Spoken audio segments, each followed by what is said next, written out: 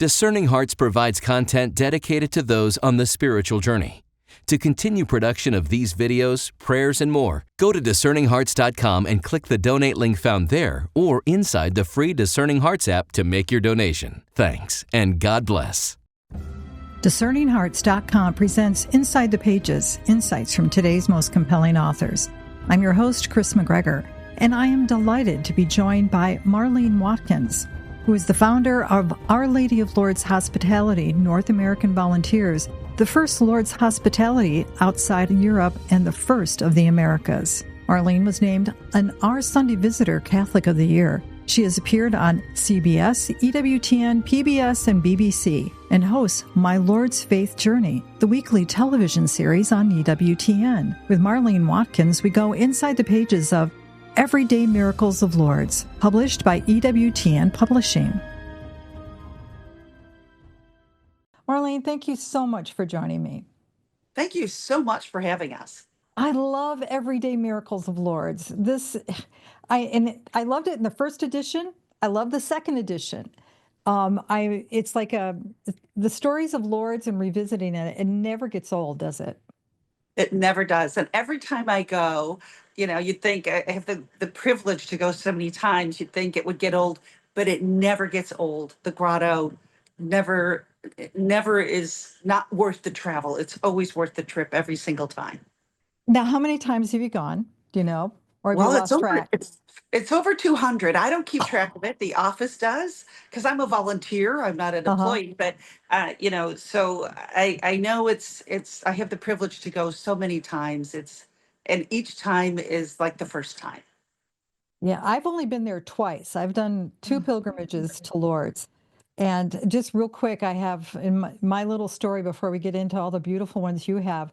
The first time I went, it was on it was a part of a leg of another pilgrimage journey, and the person I was with we felt very rushed, and for whatever reason, I did not go into the water. The person I was with said, "Oh, it's okay. We'll be close, but we have to go see so many other things," and for whatever reason, we didn't go. I got on the plane going home, and I wasn't feeling well. And by the time I got home the next morning, I had to be rushed to the hospital because I had appendicitis and pericarditis. Oh, my. And people would tell me, and, they said, "You're the only person we know that would go to Lourdes and come home sick." But the miracle was that the appendix didn't explode on the plane, and I was able to get the care I needed. That's what I was just thinking. My God. Yep. So the second time that I went, I made a beeline right to the water. I mean, I was there in the grotto with my friend. We were there right first in line, and it was such a glorious experience that I learned a very important lesson. When you have the opportunity for extraordinary grace, you don't let it pass by. There's no sightseeing that is more important than experiencing that grace. And that's what Lourdes is all about, isn't it? It is. It really is. And nobody leaves empty-handed. I mean, it's still a great grace to go to the grotto, even if someone doesn't go into the baths or the basins or experience the water. And lots of times, some people come actually as tourists the first time. It's on part of a tour that goes to many places, and they're really not familiar. I think a lot of us Americans, like me, my friend, had her business card plucked out of the fishbowl, and we were, she was trying to decide where we would go. We were talking about it, and she said Lourdes, and I said, "I love that place with the 3 little kids." Well, that's Fatima. Beautiful. See how hard God has worked on me since then. But so I think a lot of us don't really know very well the story of Lourdes or all of the graces that unfold there, but they do, and it's still a place of miracles. They just announced a miracle, again last week that was really incredible. And actually, I'm pretty sure we were there when that happened in September of 2009. And I was a teacher for the sanctuary for all the English-speaking volunteers that week. And there was a huge commotion. I mean, it was resounded through the sanctuary, because you've been there, and for anyone who hasn't, who's listening, the sanctuary is huge. It's massive. It's vast. It's like football fields, one after the other after the other. It's a big domain. And there was all of this, excitement and commotion, and they were, moving through the sanctuary. And I was asked what that was. I said, well, they're Italian. And, so it's her passionate.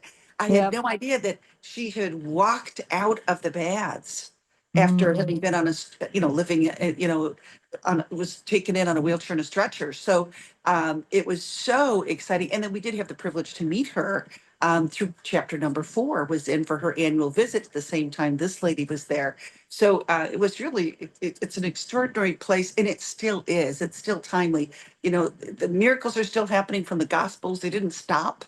They still go forward. And of course, it's especially known at Lourdes for being in a place of incredible graces. Well, for those of that may be listening that don't know the story of Lourdes, though it's so hard because I grew up with it. I grew up with a knowing about Lourdes. There's so much more than even what a movie can display, can it? And so tell us some of the background about Lourdes. So there's of course the movie you're referring to probably is the Song of Bernadette, the That was famous the movie. first one, yeah, that I Yeah. saw. And I think that movie, which was, right after World War II, it won an Academy Award. It's a very famous movie for that generation of time, but a lot of the next generation haven't seen that old black and white film. But that was written by Franz Werfel, who is not a Catholic, that was hidden in Lourdes, making his safe passage all the way through to Morocco. So like Play It Again, Sam, the movie that, all these famous movies from long ago, they really helped to share the story. But for those who went to Catholic schools, probably it was well known. But for many, and for the new generations, it might not be as well known. So in the 19th, century in France in 1858, so this is not long after the French Revolution, not even 100 years, France, the faith, it's the eldest order of the church. The faith is in tatters. It's, really a difficult time. Over 50% of France at this point now cannot read and write. So half of them lose their ability to read and write. They become illiterate, including Bernadette's parents. So they're very, very poor. Bernadette and her family. It's their small little family that work and live in a little mill, and there's a drought that affects also the how many crops grow, how the wheel is pushed by the water, all these different circumstances that happen. And as it winds up, Bernadette says, "Come in the morning to her mother. Can my sister and our friend, can we go and see if we can find some free wood that's drifted up out of the river? We can collect it and get a fire and be warm. Maybe we could sell something and we could get some bread to eat." At this point now, they're living in the abandoned jail. They're homeless. And so they make their way down, the 3 girls do. It's the first time they've never been to the grotto. And we refer to grottos, we think of them like a cave. It's really an indentation on the side of the Pyrenees Mountains where they live in the southwest of France. And Bernadette's never been to this grotto before. It's kind of not the nice place in town. It's kind of the bad corner, so to speak, outside of the outskirts of town. And she stops to be obedient to her mother. And I think that's important for anybody who's young and all those young parents who are listening.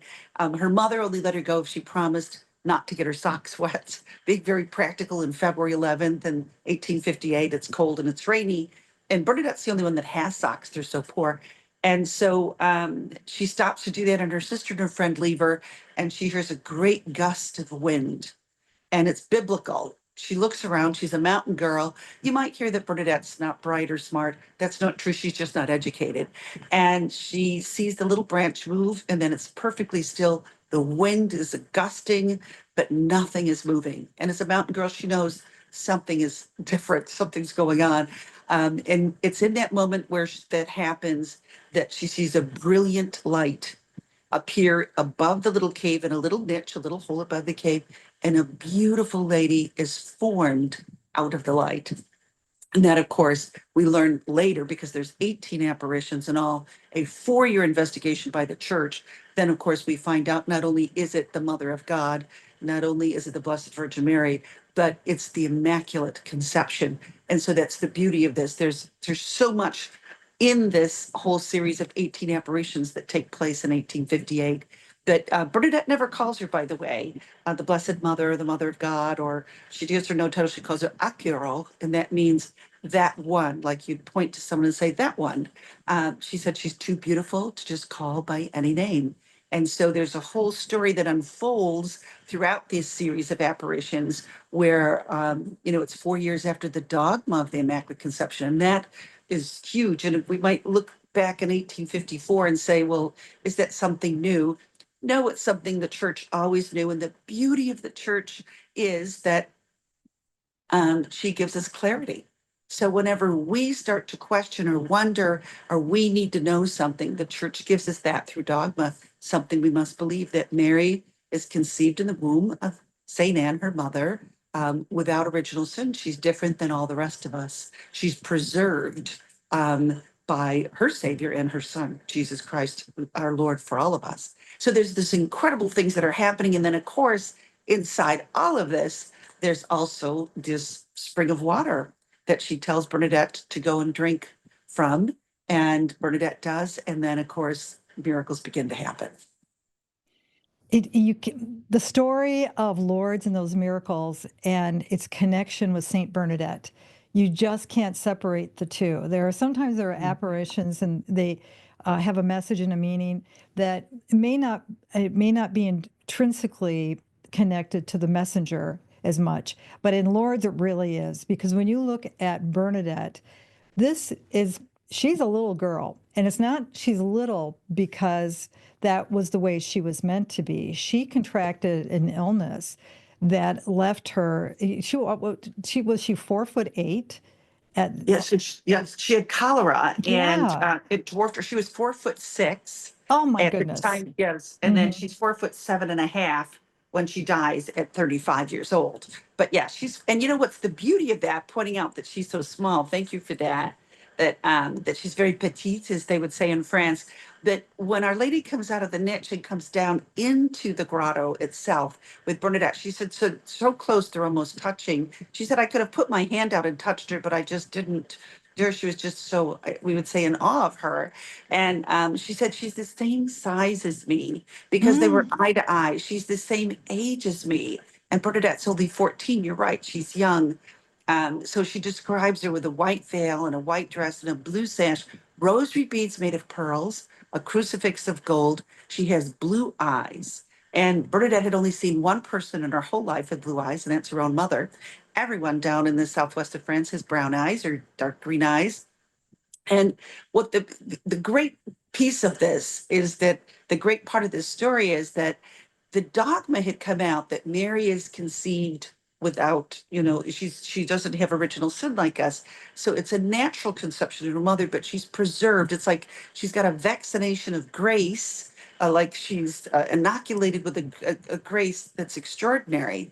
And she is the pure and perfect mother to give birth to Christ. Of course, through purity, it would make perfect sense when we think about it in the story of all humankind and the goodness of God for all of us. So when this dogma happens, though, it's very theological, it's very deep, it's very profound. It's hard for the average person to comprehend. It still is. None of us really can fully understand probably all of it. So at that time, though, it was just beyond the thinking of the average person and even of highly educated people. And so what happens in Lourdes is when she appears to Bernadette, and the priest is wise, he wants to know, who is this appearing to Bernadette that nobody can see but Bernadette? Who is this woman asking for a chapel to be built, asking for people to come there in procession? Who is it? Who told her to drink of this fountain of water that nobody had seen before? And so in his wisdom, when he asked that, Bernadette asks her name on March 25th. And she says, Our Lady trembles when she says that she's the Immaculate Conception. And when Bernadette tells the priest, he actually cries because he understands immediately who that is. There's only one person in all history who can be called the Immaculate Conception. But the beauty of it is, it's not just her title, it's not just her name, it's who she is. And then she became 4'6", blue eyes, and rosary beads made of pearls. She became very real. She had a rose on each of her feet. She became someone and not just a dogma that we couldn't understand. And that's just one of the many graces that comes out of Lourdes. I just find that just so loving. to be able to have this message, because it was a significant moment in the life of the church when this dogma was proclaimed. But this was also at a time when there was no television, no radio, no social media to instantly get a message out and to help communicate it fully. So, in this tremendous grace, of course, the Mother of God comes to this little one. The littlest one in all of that town, really, one who had not, if I'm not mistaken, she maybe had received her first communion at this point. No, and that's the Okay, beauty of it all too. So right. she had not been to confession, she'd not made her Holy Communion.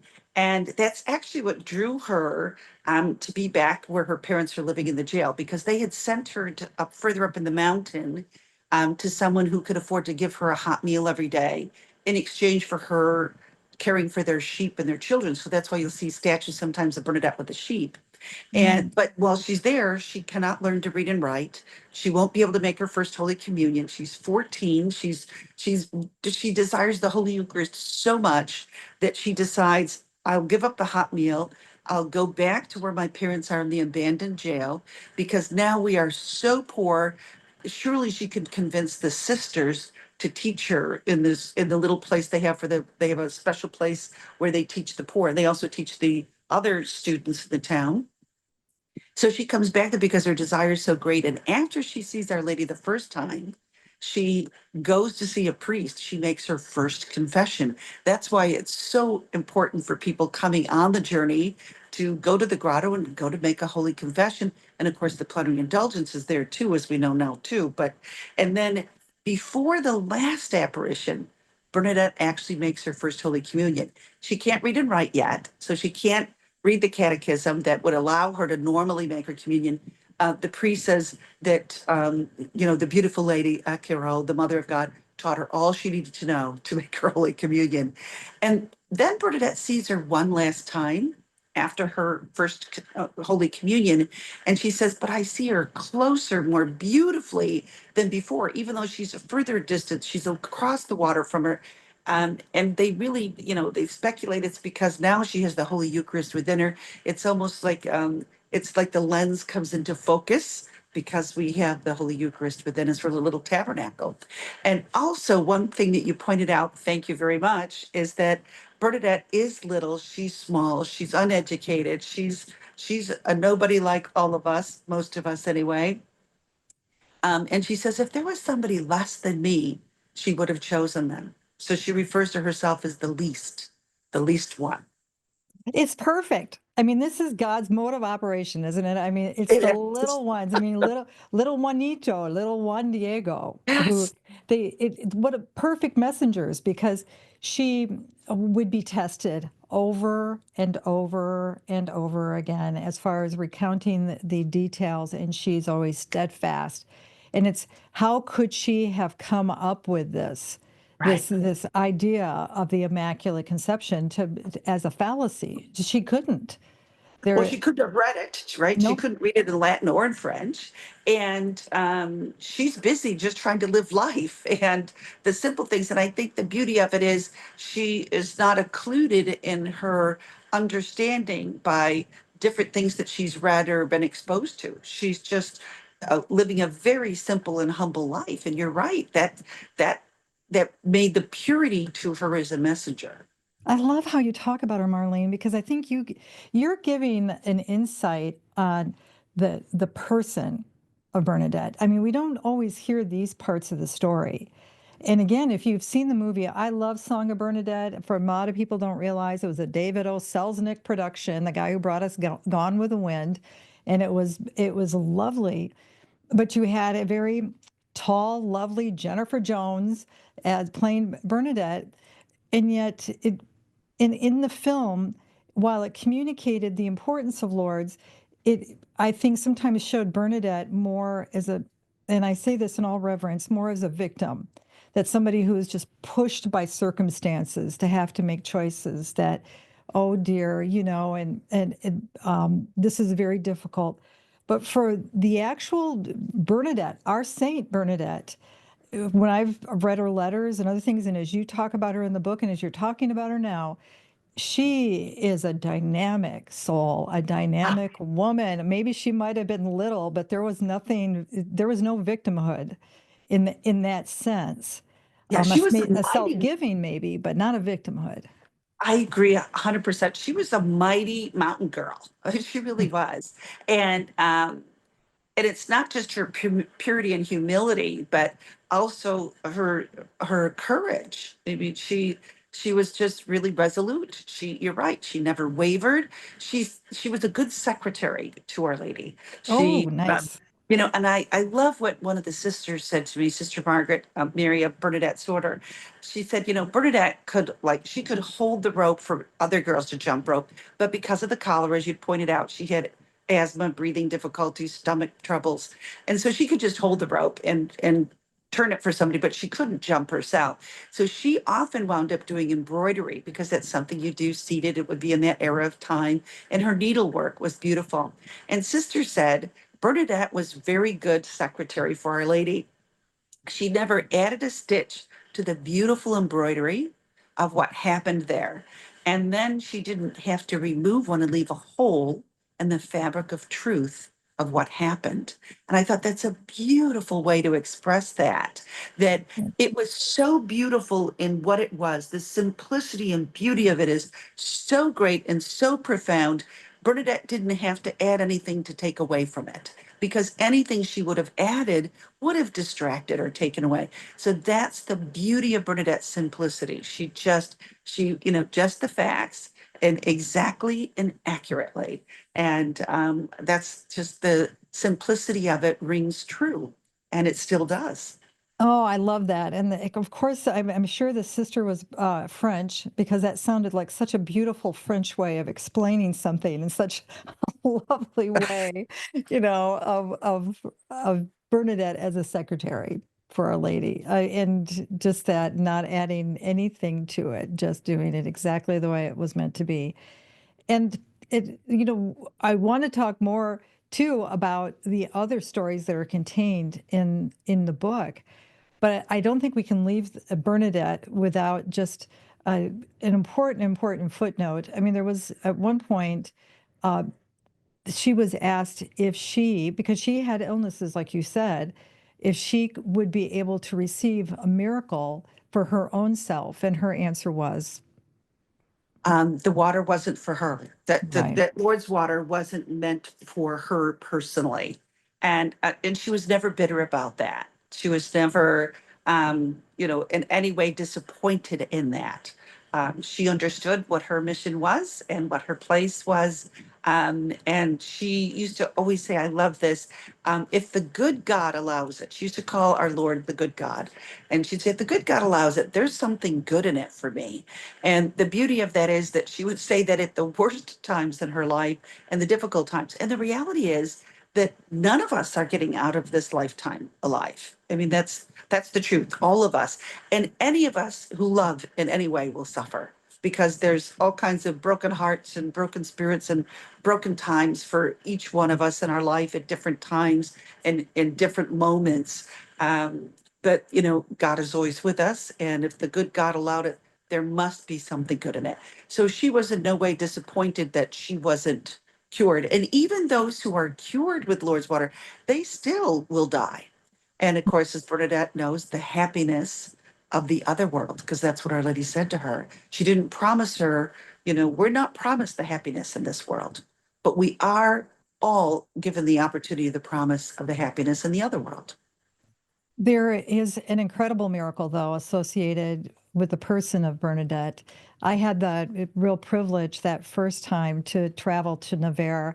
You have to seek it out. It's right there in town, and you got to drive, and you're parking in an actual neighborhood to find the convent where her body is in repose. And wow, Marlene, I've seen I've traveled to many places in Europe. I've experienced many opportunities to pray before saints and their actual relics, their bodies. There's nothing like having the opportunity to gaze upon Bernadette? What's been your experience with that? Well, first of all, she is the most beautiful of the Mhm. incorrupt saints of all. Yeah, I agree 100. I think everybody does. She's just simply beautiful. And the only small marks that are on her are from the sisters washing her with lye soap. If they hadn't have done that or left the lye soap deposits on her, there would be actually no marks at all. But so she's stunningly beautiful. But it's not just a kind of a scientific awe, it's a holy awesomeness that that's that, it. that she's preserved in this way for us. School children come and ask us, or ask the sisters, can you wake her up so we can ask her a question? Because it just looks like she's sleeping. Hmm. And it's they say there's not miracles of cures before Bernadette, there's miracles of conversions. And the reason is that Bernadette's mission after being in the grotto and at her time there was to pray for sinners. And so for all of us that need prayer, and there's this beautiful time we had a pilgrimage for the deaf and hard of hearing, and the sisters allowed them to come in very close to Bernadette and touch the glass and touch her. That's something exceptional they don't usually allow. And they went and they were pressed against the glass, studying her intently. And they said afterwards, to me, they were looking to see if her lips were moving, because of course to them that would be how they know that what someone's saying or expressing, because they knew she was praying for sinners. And I was very moved by that they knew that there's something in Bernadette's beautiful repose, that there's a purpose in it. It's not why she was canonized. It's not Hmm. it's not because she saw the Mother of God that she's canonized. It's because she lived a holy life as a religious sister, and not just during the apparitions, but all the time afterward. So people go there and they have, change of hearts, conversion. They're moved by her beauty and they're moved by the holiness. It really is a palpable holiness to be there in the convent with her. It's now a retreat place for people. It's about 2 hours south of Paris. It's about 9 hours from Lourdes. So if you go to Lourdes, it's actually easier to go back to Paris and then go down to Nevers. And I say it's like you've had the most perfect meal of your lifetime. You go to Lourdes, and then the perfect ending, the perfect dessert is to go see Bernadette if you can. Oh, and I would encourage people to do it because it really is an extraordinary experience. Because it's the chapel, the little chapel where she made her profession and lived so long. But then the case where her body lies in repose, it is a simple glass. And you're right. I was there at a time when there was nobody else there. We had just gotten there, and it's so close you can just go right over, you lean over that little railing, and she's right there. And I looked at, and I mean, she looks as beautiful as someone who is asleep. It's mind blowing, and yet that is meant not just for her, but it's meant for us, isn't it? It's a beautiful affirmation, isn't it? It is. It is. And, I would really encourage people to take the reflective time there if they can. Hmm. The sisters are good cooks. You can stay on retreat there, but, to spend some quiet time. And it really, there is something special about being with her, just as there is something special about being in the grotto. So I would encourage anyone who can to do that. Yeah, it reminds me so much of a Lord's experience in a way, because when you try to get to that convent in Nevers, you really have to go through the heart of the city, and you literally do park along a busy street, and there is a neighborhood and all that stuff. But then you walk through the entrance, and all of a sudden there's a calm. Something Yes. happens and there's a peace. And Lord's is not unlike that. I mean, there was the first time I was there, if you take you're coming in through the mountains, and now, um, if you take a particular turn towards the hotel, at least we did when we were in our car, we didn't ride a bus, we were driving in a car, and it almost looked like Shanghai because of the hotels that for all the pilgrims. And I'm not diminishing it, but it's just such a like a wow. But then once you are removed from that, you just walk over a little bridge, you get away from all the hotels, and it's incredible. the structure of the church, the area of the grotto, but then the baths. And that's for a lot of these people that made pilgrimages to go there to find something. Is it a miracle for a cure for an illness? Is it maybe peace for of your heart? As your book says, it's faith, healing, and grace. This experience in this everyday experience of Lourdes. It is. And I think, you know, in the book, of course, there's the official miracles of Lourdes, and those are proclaimed by a bishop. It's very, very serious. The scrutiny when someone claims that they've experienced a cure, it's really an extensive research into that person's medical history, the documentation, all the things that happen, and then their experience at Lourdes and their cure. It's really extensive, and that's written about in the book using the Lambertini criteria, which is what the church uses to this day. It has to be a really serious disease that can be measured. So it has to be able to be quantified and x-rayed by science. So it has to be, blood tested, x-rayed proof and evidence. It has to be in its worst condition, and no treatment that could have been given that could have caused the cure.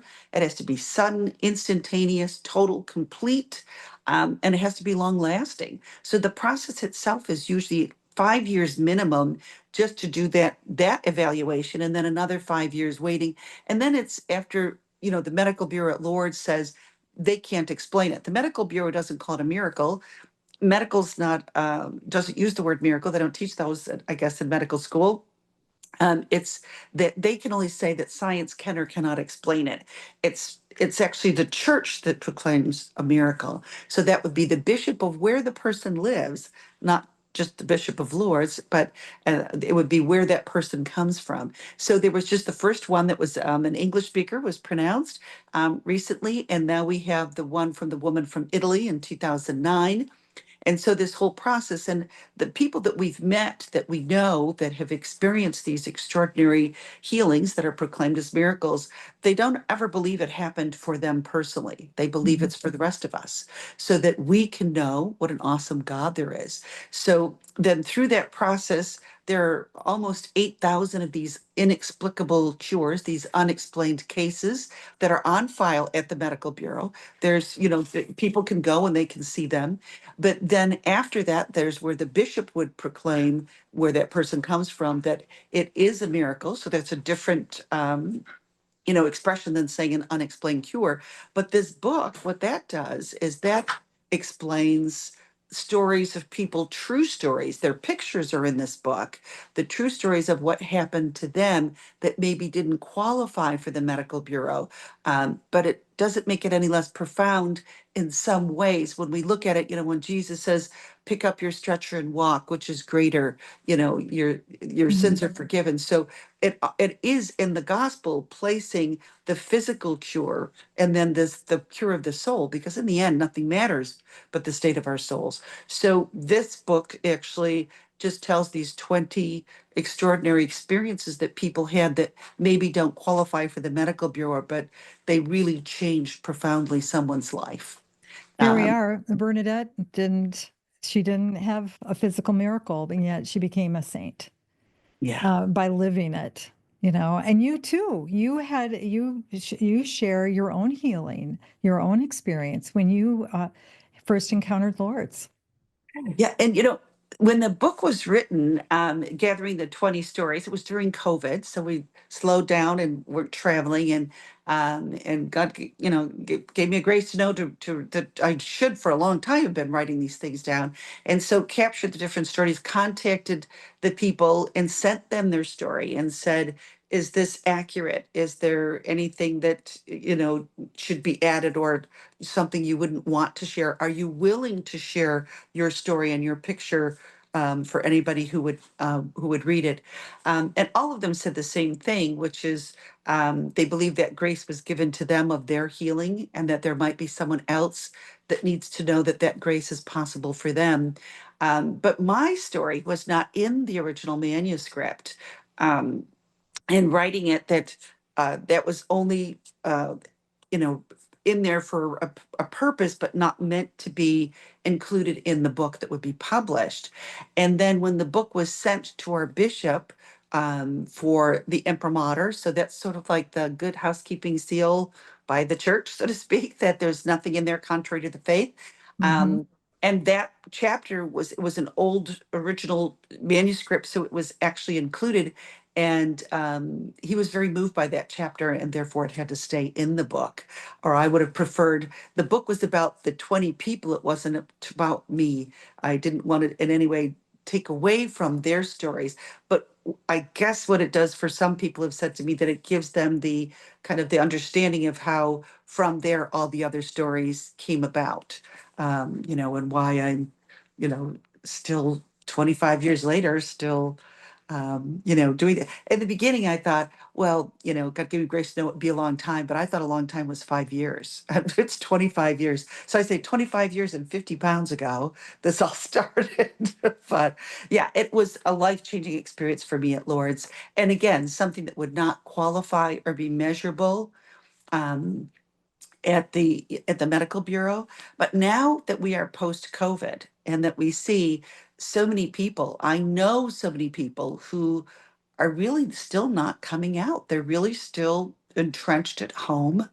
Or they're still watching mass on TV. They're not going out to mass now that it's possible.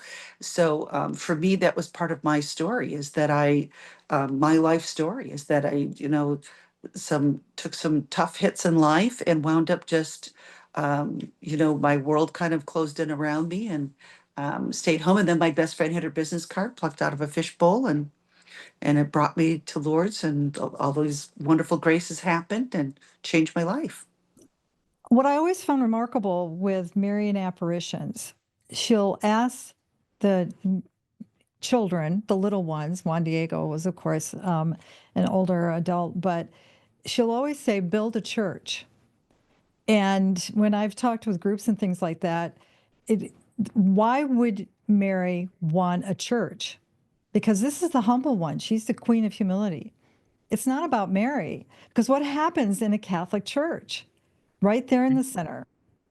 Yeah, it's the Holy Eucharist. And That's of course, right. even like with Notre Dame Cathedral in Paris after the fire and now the restoration and it's open, Mhm. we say when we go into these beautiful churches, if you have an extraordinary jewel box, let's say you have a treasure box, a jewel box, and it's encrusted with beautiful, valuable, and precious stones and gold and beauty, but there's no need for a jewel box if you don't have a jewel. The jewel inside is greater than the box itself. So it's the same thing with the church. Of course, the church houses the Holy Eucharist, and that's Our Lady always comes to bring us to her son, always. And, when you enter inside the sanctuary, as you come in that gate, you don't see a statue of Our Lady, you see Jesus Christ on the cross.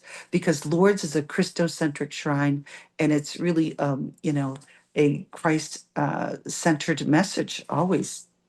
It's breathtaking. When you're actually down in the grotto area and you look up and there's the church literally hanging on the side Yeah. of this I don't know, what would you call it? A mountain or the hill or whatever that is, but it's breathtaking and there are different levels and there's movement and activity and life. Even in the illness, there's this surge of a living presence manifested not only in the people, but with the presence of the Lord right there. It is just, it's breathtaking. Yeah, and you're right. It's not just the buildings, because of course, building the church is the building, but the church is built. That's meaning you and me and all who are listening. We're all of us members of the church. We are the church, and the faith and the church are built, through through experiences like at Lourdes. So it's not just the buildings; it's also the people. Yeah, and that area, I think we have to remember too, the fact that it's still here, even in Bernadette, in Nevers, in a country that has been racked by war, almost immediately after these apparitions happened, and that World War One and then World War Two and everything else, and it's still there, it's still present, And it's still life-giving, isn't it? It is, and when after World War I and World War II, of course, countries were fighting. We could imagine in the United States horribly if we wouldn't want to imagine, but imagine if Pennsylvania and New York, or Texas and Louisiana, or you know where we're right next to each other, so close. They were brutally fighting. It was a death war. It was horrible. So, Germany and France were, in this horrible, horrific war twice, not once, but twice. And they were, how are they going to heal when the war is over? How do you forgive each other? How do you be neighbors to each other? And close neighbors to each other, all these different countries in Europe and all that had happened. And it was in the wisdom of the bishops, because three of the bishops actually were in concentration camps. They were in prisoner of war camps, actually, during the war. And the bishop said, we need to go to Lourdes and heal. That's what we need to do. And so they knew that that was a source of healing, and it still is. And that's some of the chapters in the book are stories about, the incredible grace that happens. And that's a different kind of healing. You can't x-ray, someone who's cured of PTSD or the wounds of war, the psychological and mental suffering. You can't measure that. Well, I would have to agree with you 100%. I know, as I shared in the very beginning, I had quite the experience when I was there, and it was a time of incredible blessing and healing of a lot of emotional stuff, some deep, deep, deep things that were happening, especially that second time when I finally got into that water. And is it something, I know they had to close that off for a while. Has that been reopened since then, since Well, COVID? thank you for asking that, because that is the big question, probably the question we get asked the most right now. So during COVID, of course, the nation of France limited people entering and coming into the country. But they also restricted, the government restricted access coming into the sanctuary, but also going into the baths. So there are still some restrictions that were in place up until very recently, up until actually 1 year ago, this past summer. So now the baths are open, but not fully open. They're slowly reopening. So, for example, they used to have 10 baths in the women's and one for children. They now have five open. So it's about half open, so they can accommodate, not as many people as they did pre-COVID, but they're returning back. And that's because they've changed the process and procedure to fit the new sanitation laws that they have in France, and hygienic laws, and all the things that they've put in place post COVID. So, the cloths that we use to bathe with, it's an individual cloth for each person and not reused. So that just changed how they do things. So they're coming back in that way. And also volunteers. They need to have enough people to come and be committed to take one full week serving in the baths and helping there. And it is a big commitment that, pay your own way. It's humble accommodations and meals. It's, a commitment to be there morning and afternoon. So they need to have more people coming and be trained. A lot of people retired during COVID and haven't returned to service, during the break. So they are open. It used to be that you had a reservation up until last week. That changed. A reservation is no longer required, but not everybody always gets in. There just isn't enough, places for the number of people who want to come. So it will be slowly returning and back to full capacity, hopefully by next year. But this year, certainly there's more people coming in. Are you still able to collect holy water? They had all the little Yes, fonts all over absolutely. along the wall. Yes, they have them in two places now that you can go. It's actually three places if you count down by the piscines, where you can go and fill your bottles and take them back. And for anybody who isn't going to be there, at Lourdes Volunteers, we ship the water over right from the grotto spring. We put it in little bottles and we send it out to anybody who asks for it. So you can go to our website, or you can call the office and ask them for Lourdes water, and they'll send you out little bottles of water. It's undiluted, it's pure water right from the spring. I love it. I love it. And you still have that little Carmelite monastery up at the up on the Yes. top where the sisters will allow you to come in and listen as they're singing and Oh, offering the office. it is Beautiful beautiful. experience. It is, and the sisters are there, of course, in adoration, 24 hours a day, and they're up across and overlooking to the grotto down beneath them and across the river, and they make great cookies. So I didn't you get can the get, cookies last time. Now I got to go back. you got to go back, and we Go can fix back. that. We can bring That's you right. back. Get All some right. I cookies want to do it. and And of some course, the chocolates. hospital, Yeah. the hospital, the procession. There's so much that we've just touched on. I've already taken up so much of your time. But I am so grateful for this book. It has brought me such joy to be able to enter into it again and to relive my own experience.